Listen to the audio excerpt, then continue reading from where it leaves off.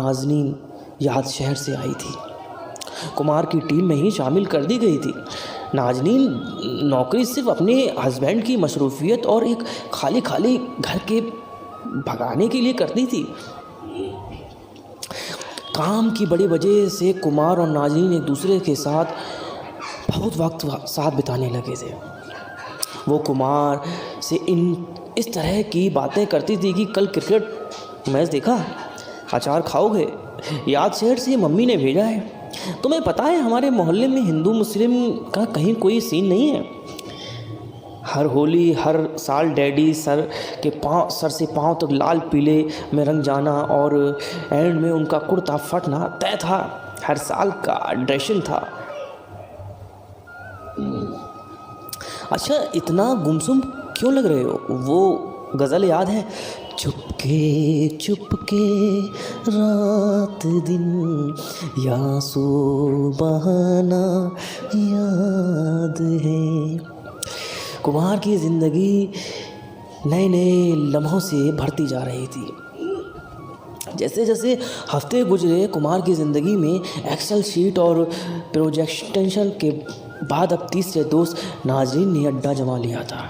उसको यह एहसास होने लगा था कि इतने सालों में अपने करियर में इतना अच्छा करने के बावजूद भी उसकी ज़िंदगी में कितने ब्लैक्स आ गए थे। वो अपने बारे में ही कितनी चीज़ें भूल गया था। ये वो छोटी छोटी बातें थी जो कभी कभी अनु के साथ किया करता था और अनु अजनबी हो गए थे। एक दिन वो ऑफिस पहुंचा तो उसके सेक्शन में पार्टी का माहौल था। नाज़नीन का जन्मदिन था। वो ऑफिस के नीचे वाइट रोजेस का गुलदस्ता ले आया और नाज़नीन के केबिन में जाकर बोला, हैप्पी बर्थडे। सॉरी, मुझे पता नहीं था कि नाज़नीन ने कहा थैंक यू। शायद कितने जिसको सबसे ज़्यादा पता होना चाहिए था उसको भी नहीं पता था। क्या इतना मुश्किल होता है एक हस्बैंड के लिए अपनी वाइफ का बर्थडे याद रख पाना? सुबह मुस्कुराते हुए उसे एक फूल देना और हैप्पी बर्थडे कहना, दफ्तर में जल्दी आने का वादा कराना। यूँ तो कुमार, मैंने अशरफ से कहा कि आज हम लोग कहीं डिनर पर चलेंगे, क्या कहता है? हम वीकेंड पर तुम्हारा जन्मदिन सेलिब्रेट कर लेंगे। आज उसकी कोई इम्पोर्टेंट मीटिंग है जो ऊपर वाले ने फैसला करके भेजा था। उसे आज एक क्लाइंट ने बदल दिया था, मेरा बर्थडे ही चेंज कर दिया था। कुमार सुन रहा था और उसको लग रहा था जैसे उसकी अपनी ज़िंदगी के फ़ोटो फ्रेम उसकी आंखों के सामने चल रहे थे। पिछले 10 सालों में शायद 5 बार अनु के बर्थडे की शाम को वो किसी अनजान अपॉइंटमेंट आदमी के साथ बिजनेस की कोई फिजूल बात कर रहा होता। क्या इतना मुश्किल होता था उसके लिए अपनी वाइफ का बर्थडे याद रख पाना? सुबह उसको मुस्कुरा कर एक फूल देना, हैप्पी बर्थडे कहना, दफ्तर से जल्दी आने का वादा करना। दोस्तों, यही है अक्सर रिश्तों में खुद लोगों को रिश्तों को वो पहले जैसा नशा नहीं मिलता। जब अपने लिए सबसे ज़रूरी लोगों को हम इतना फॉर ग्रांटेड ले लेते हैं कि गैर ज़रूरी लोग उनसे बहुत ज़्यादा ज़रूरी बन जाते हैं। नाज़नीन की खाली ज़िंदगी सिर्फ एक दोस्त की बताई हुई कहानी नहीं थी, एक आईना थी। कुमार अपनी खोखली दीमक खाई हुई ज़िंदगी बिन बात पर तना हो गई थी। अगले दिन घर पर कुमार और दिनों से भी ज़्यादा चुप था। दाढ़ी बनाते बनाते रुक गया। बड़ी देर तक खुद को सामने आईने में देखता रहा। शायद उस शख्स को देख रहा था जो बहुत पहले एक नदी के किनारे सीढ़ियों के पास दफन करके आया था। बाहर बच्चों की आवाज़ें आ रही थी।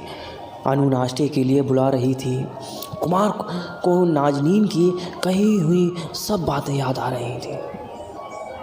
जब किसी मामूली बात पर तुनक के अशरफ ने उससे 2 दिन तक बात नहीं की थी।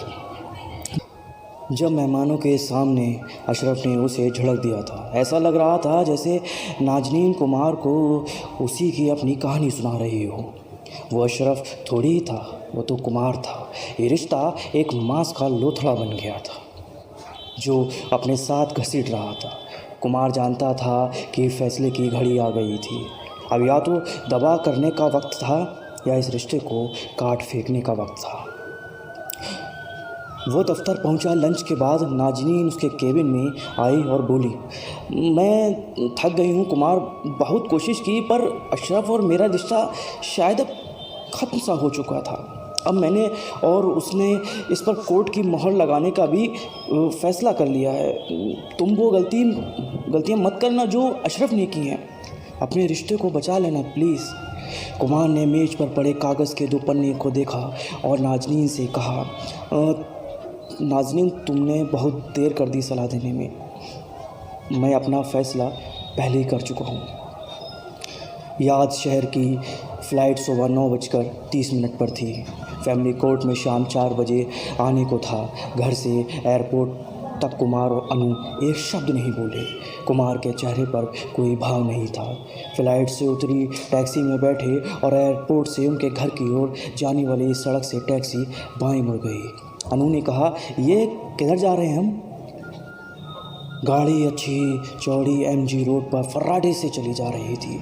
सिविल लाइंस से बगल में बाएं मुड़ी और करीब 10 मिनट में याद शहर के बाहर नदी के किनारे बनी सीढ़ियों के पास पहुंच गई।